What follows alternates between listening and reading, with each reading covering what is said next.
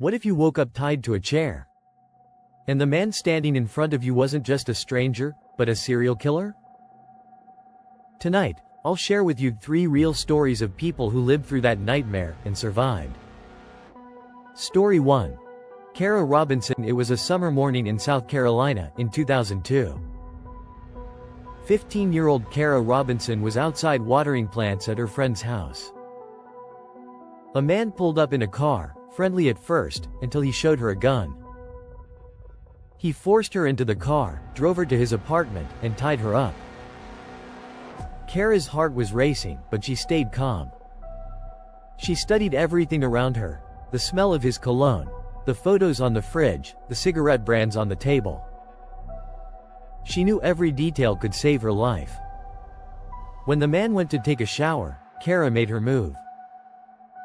She loosened the ties, slipped free, and ran out of the apartment.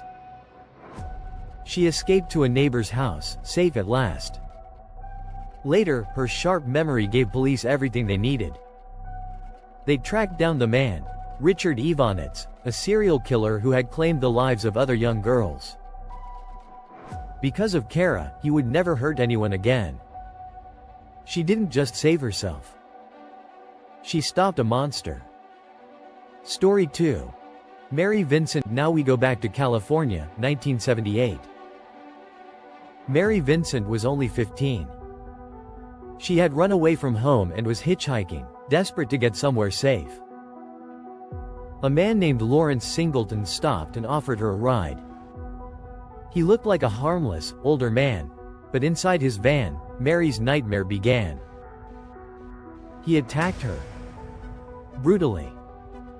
And then, in an act of unimaginable cruelty, he cut off both her arms and left her to die in a canyon. But Mary refused to die. Covered in blood, she pushed herself forward, step by step, crawling with nothing but her elbows. She dragged herself for 3 miles, until she collapsed onto a highway. A passing couple stopped their car and rushed her to safety. Mary lived. And later, she stood in a courtroom, without her arms, and testified against her attacker.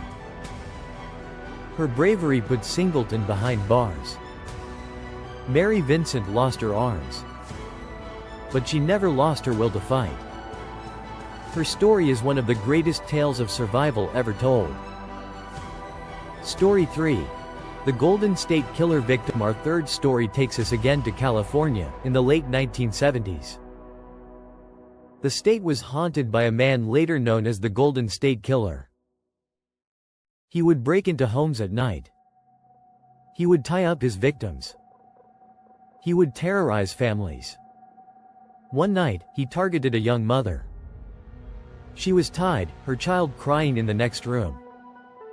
The killer turned away, just for a moment. And in that moment, she acted.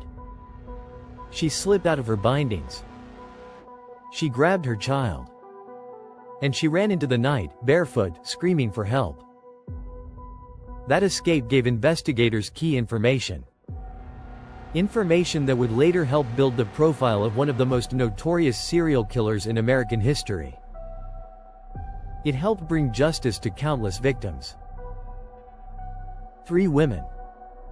3 impossible situations. And yet, all of them found a way to escape. Not with weapons. Not with superpowers.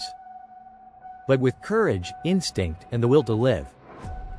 Now I want to ask you something. If you were tied up, staring into the eyes of a killer, would you fight? Would you wait for the right moment? Or would you freeze? Comment below. Because your answer might reveal more about you than you think.